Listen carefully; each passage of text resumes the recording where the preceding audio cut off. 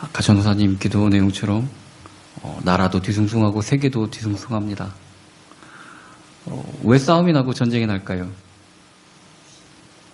욕심 때문이고 상대방이 내 맘 같지 않아서 그렇습니다.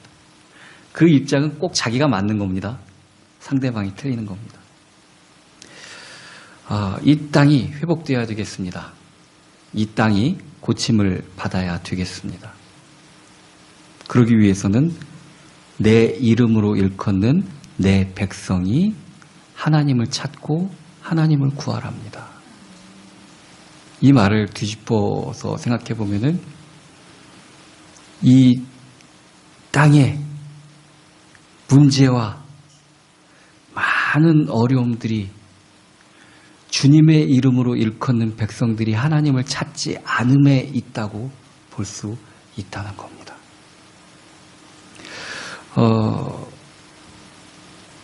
이번에 이제 북경에서 동계올림픽을 할 때도 보면은 그 컬링 경기에서는 스킵이라고 주장 역할을 하는 그 선수의 이름을 따서 무슨 팀 붙입니다. 팀 킴이라고 붙인 것도 그 스킵이라는 그 포지션을 맡은 주장의 성이 김씨라서 그런 겁니다. 하나님의 이름으로 일컫는 백성은 뭐냐면은 그리스도인이라는 겁니다. 흔히들 말하는 교인이라는 거, 성도라는 거. 근데 내 이름으로 일컫는 내 백성이 지금 악한 길에 들어가 있다는 겁니다. 하나님의 관심은 택한 백성 이외에 별로 관심이 없습니다. 참 매정하게 들릴 수도 있습니다. 그런데 그렇습니다. 이거 우리한테도 적용해 보면은 알 수 있는 것이 어린이집에 우리 아이들이 다닐 때 1년에 한 번씩 발표회를 합니다. 재롱잔치라고도 하죠. 많은 아이들이 나와서 이제 율동도 하고 노래도 하고 주로 춤추는 일이 많죠. 거기에 우리 아이들보다 예쁜 아이들도 있습니다. 물론. 우리 아이들보다 잘생긴 아이들도 있습니다. 물론. 그런데 그 아이들한테는 하나도 관심이 안 갑니다. 오직 내 아이만. 이 말이 무슨 말인지 아시겠죠? 하나님의 관심은 하나님의 이름으로 불려지는 하나님의 백성에게 있다는 얘기입니다. 그렇다면 이 땅이 문제가 생겨지고 이 땅을 고칠 일도 우리에게 달려있다는 얘기입니다. 남 원망할 거 하나도 없다는 얘기입니다. 우리가 구하여야 될 것이 무엇인지 올바로 구해야 된다는 얘기입니다. 오늘 본문에 보면은 하나님의 얼굴을 스스로 낮추어 기도하여 내 얼굴을 찾으면 이렇게 얘기하고 있습니다. 하나님의 얼굴을 찾는다. 요한복음 4장 24절 보면은 하나님은 영이시니 예배하는 자가 영과 진리로 예배할지니라. 그러죠. 영이신 하나님께 얼굴 부분을 어떻게 구할 수 있을까요? 왜 그냥 하나님을 구하라고 안 그러고 하나님의 얼굴을 구하라고 하셨을까요? 시편 136편 12절 보면은 강한 손과 펴신 팔로 인도하여 내신 이에게 감사하라. 영이신 하나님께 또 팔과 손이 어느 부분으로 얘기를 해야 될까요? 당연히 우리는 알고 있습니다.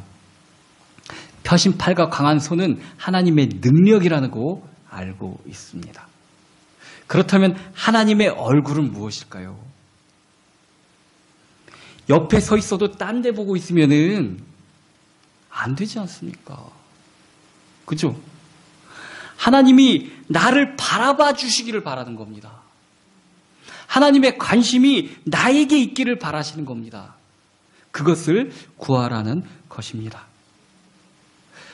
창세기 32장 30절에서 31절 보면은 야곱이 야복강가에서 형한테 죽게 생겼으니까 좀 살려달라고 밤새도록 하나님하고 씨름을 하죠. 그리고 그때 하나님이 이름을 바꿔주시죠. 이스라엘로. 자, 그러니까 야곱이 그 땅 이름을 야, 내가 하나님을 보고도 살아있다 하고 하나님의 얼굴이라는 뜻의 브니엘로 이름을 지입니다. 딱 단어가 브니엘은 하나님의 얼굴이라는 뜻입니다.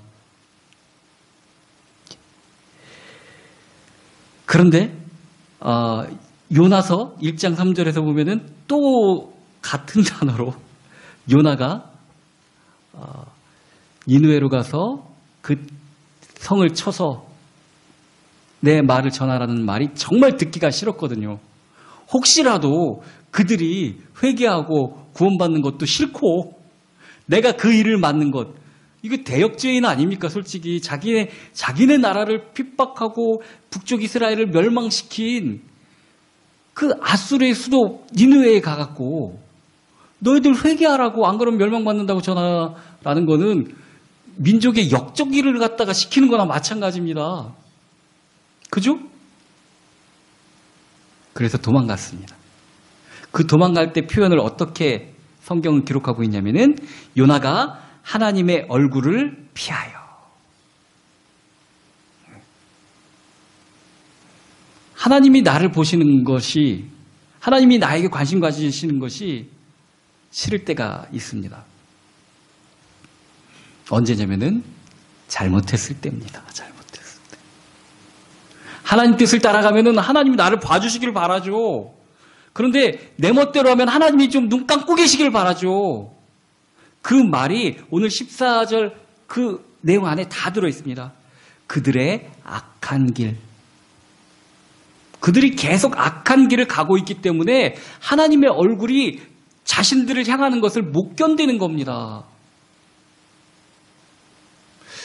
자꾸 깜빡깜빡 잊어버리고 어린이집 같은 데서 보면은 CCTV가 보이는데 앞에서 애들 혼내키고 그러죠. 깜빡깜빡 잊어버리고. 그 사람들이 그게 없었으면 좋겠죠. 자기 잘못할 때.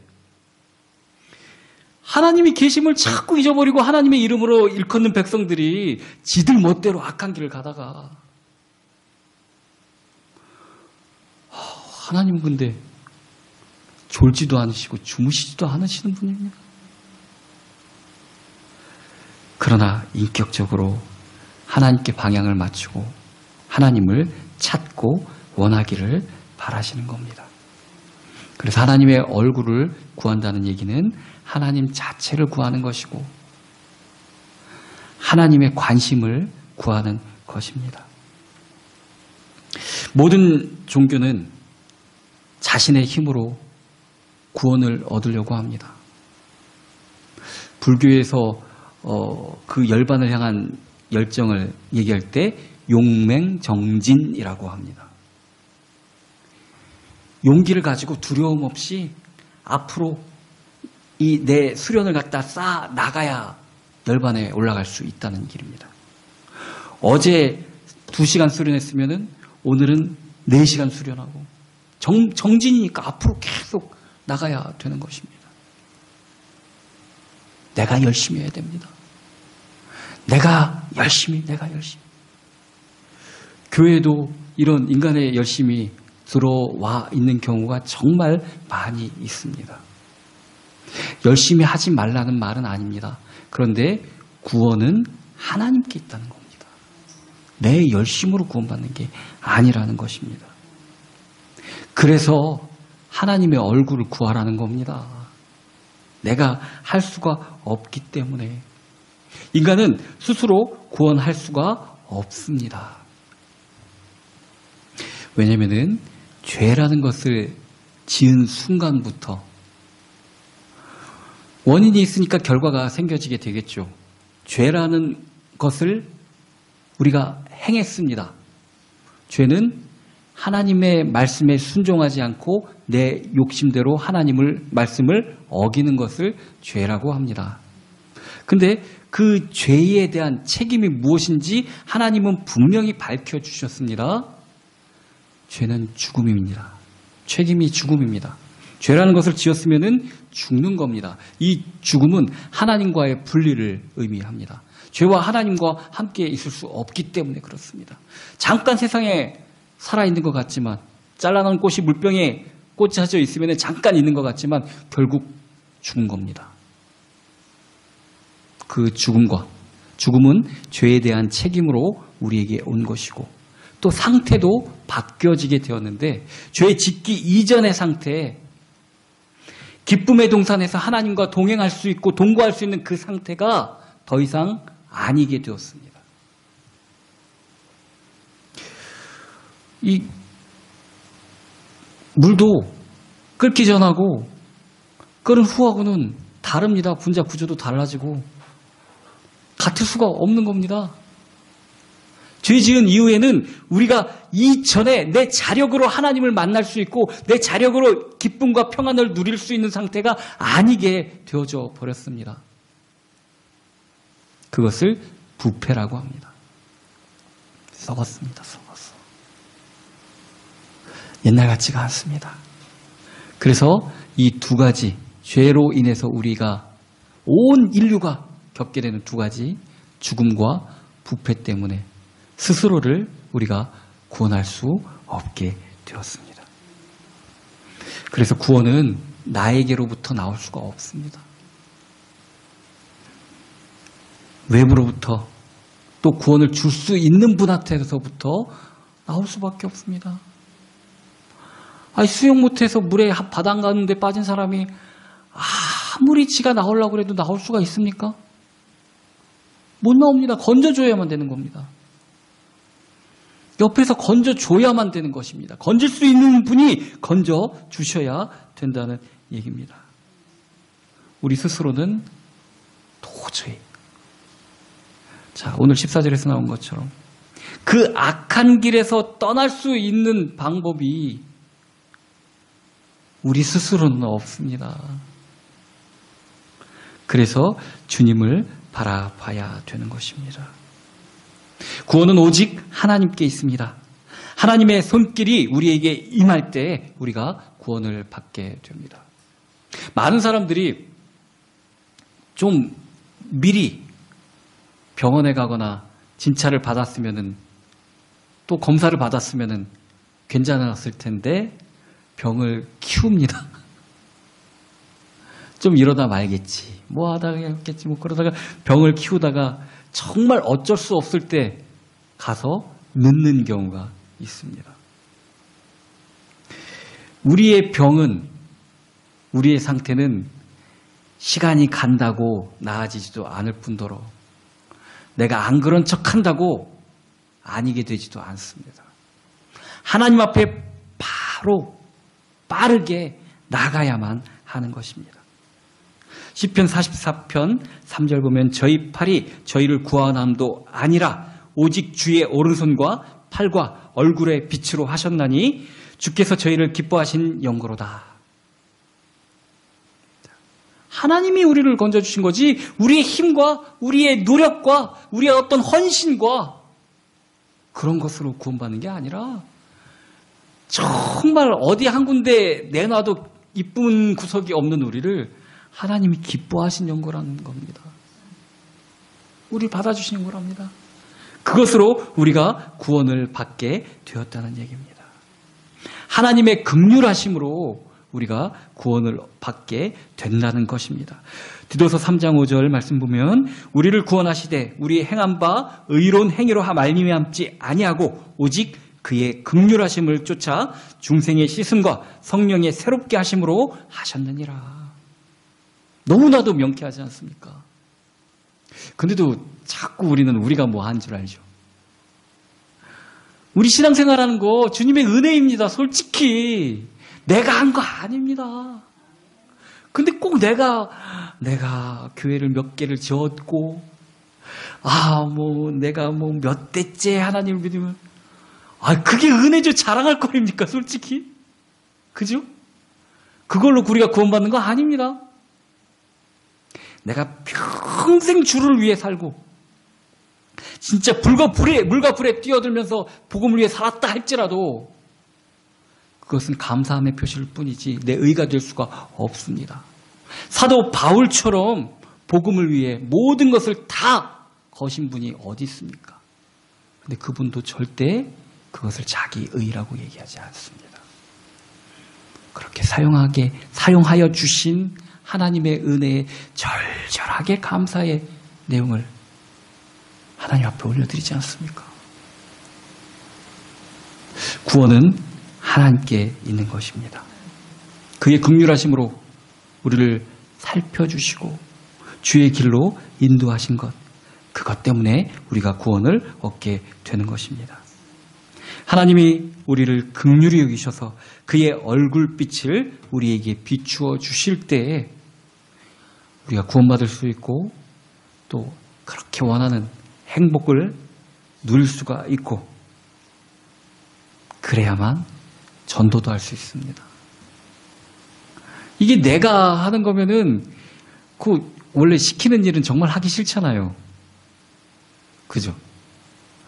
내가 맘먹고 뭐를 막 하려고 합니다. 방이 좀 지저분하고 그러니까 엄마 기쁘시게 해드리게 내가 먼저 청소를 해야지. 청소하려고 이제 딱 준비할 때 엄마가 청소 좀 해 그럼? 딱 하기 싫죠? 그거 하기 싫은 좋은 사람 없습니다. 그렇잖아요.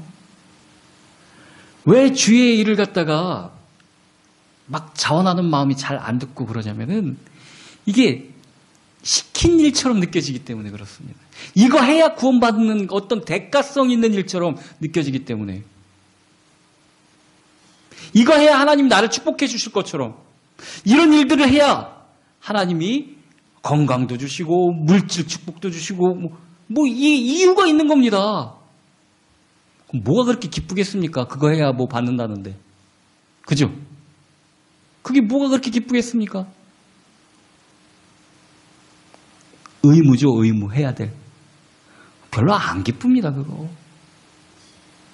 헌금을 재물이 아니라 예물이라고 하는 이유도 그겁니다. 감사하는 마음으로 하나님 앞에 드려진 예물이 되지 꼭 형식에 들어갈 재물이 되어 갖고는 뭐가 기쁩니까? 그게 기쁠 리가 없죠. 그죠? 하나님의 긍휼하심을 쫓아가 우리가 구원을 받았기 때문에 하나님 앞에 드려지는 모든 것이 내가 해야 할 수 있는 전도가 기쁨이 돼야 되는 것입니다. 우리가 전력으로 해야 될 것은 하나님의 얼굴을 구해야 되는 일입니다. 내가 하나님을 봐야지 하나님이 나를 봐주시는 게 기쁘죠. 그죠? 솔직히 하나님은 우리를 항상 지켜보고 계십니다. 우리가 딴 데 보고 있는 거죠. 근데 생각해 보십시오. 내가 너무 오래전 얘기라 기억이 안 날 수도 있습니다. 어떤 마음속에 좋아하는 이성이 있을 수 있습니다. 근데 좋아하는 사람이 있으면 우리 눈이 항상 그 사람을 쫓게 되어져 있죠. 쫓게 되어져 있습니다. 뭐 하나 쳐다보게 되고, 누구 만나나 뭐 하나 쳐다보게 되고, 또 무슨 말을 하나. 근데 나를 돌아봐주고 눈이 마주치면은 콩닥콩닥콩닥 그러시겠지. 그죠? 두근거리고 떨리고 좋겠지요. 우리가 하나님을 늘 바라보고 하나님의 얼굴을 구할 때 하나님과 나와의 이 말할 수 없는 감정의 고동과 그 두근거림과 떨림이 있어질 때 우리가 그를 위해서 하는 일들이 나의 행복이 되지 않겠습니까? 그죠? 이게 거기에 뒤집어 생각해보면 너무나 당연한 일인데 우리는 신앙생활을 너무 엉뚱한 길로 하고 있다는 얘기입니다. 하나님의 얼굴을 구해야 되는 것입니다. 사도 바울의 축도 이후로 개신교에서는 축도를 성자 예수님과 성부 하나님과 성령 하나님에 대해서, 그리고 그분의 임재가 교회와 성도들 간에 영원히 함께하기를 구하는 축도를 합니다. 그런데 구약의 축도는 좀 달랐습니다. 하나님이 아론의 그 자손들 제사장들을 통해서 백성들에게 빌라 하는 그 축도는 어떤 것이었는가 하면은 여러분들도 잘 아시는 내용입니다. 민수기 6장 24절 26절 보면은 여호와는 내게 복을 주시고 너를 지키시기를 원하며 여호와는 그 얼굴로 내게 비추사 은혜 베푸시기를 원하며 여호와는 그 얼굴을 내게로 향하여 드사 평강 주시기를 원하노라. 집회 때마다 이렇게 구약의 제사장들은 백성들을 향해서 축도를 했습니다. 이 내용이 다 앞부분에 들어가는 말이 여호와는 그의 얼굴을 너희에게 비추사 너희에게로 그의 얼굴을 드사. 우리가 바라는 보호, 내게 복을 주시고 너를 지키시기를 원하며, 이거 정말 원하는 거 아닙니까? 그죠? 그리고 은혜를 베푸시기를 원하며, 그리고 평강을 주시기를 원하는 거. 그게 어떻게 해야 되어진다고요? 하나님의 얼굴이 우리에게 향하고 있어야 된답니다. 우리가 하나님의 얼굴을 구하고 하나님의 얼굴을 바라봐야만 된답니다. 딴 데 쳐다보지 마십시오. 제발 좀. 우리가 구하는 것은 거기에 없습니다. 하나님께 있습니다. 하나님의 얼굴에 있습니다. 하나님의 얼굴을 구할 때 있다는 얘기입니다. 인생을 향하여 하나님의 얼굴을 숨기시고 얼굴을 돌리신다면 그 인생은 아무 소망 없는 인생이 될 수밖에 없습니다. 그래서 우리가 힘들고 어려운 일이 닥쳐 있다. 내 마음이 빈곤하고 내 마음이 힘들고 그렇다. 그러면 더욱 주님을 찾아야 됩니다. 오늘 아침에 이제 우리 안방 쪽에 커튼을 여니까 햇빛이 너무 좋아서 그 방 문을 보통은 닫습니다. 고양이가 자꾸 글로 들어가기 때문에, 안방으로 들어가기 때문에. 근데 열어놓고 있었습니다. 햇빛이 너무 좋아서요. 햇빛이 향할 때 마음이 즐겁죠. 우리 찬양 아까 불렀던 428장처럼 내 영혼에 햇빛 비치니 얼마나 좋습니까? 근데 하나님의 빛이 우리에게 비추는 거를 그거보다 덜 좋아하는 것 같습니다. 좀 햇빛이 비춤보다 하나님이 나를 비춰주시는 것이 더 감사하고 더 그 찬란한 은혜에 우리의 온몸을 맡겨야 된다는 얘기입니다.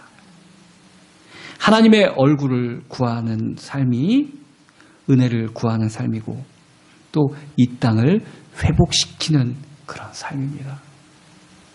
우리가 무엇을 하면 이 땅을 고칠 수가 있겠습니까? 내가 가진 재산 다 바치고 남자라면은 저 분쟁 지역에 군인으로 참가해갖고 자원해갖고 막 하면은 나라가 이 세계가 고쳐지겠습니까? 그렇지 않습니다.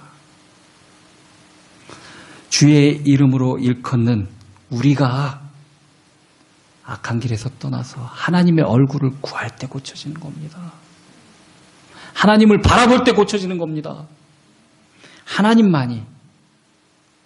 우리 이렇게 막 건조해서 산불 나고 막 그런데 하나님이 하루 비 내려주시니까 끝나지 않습니까?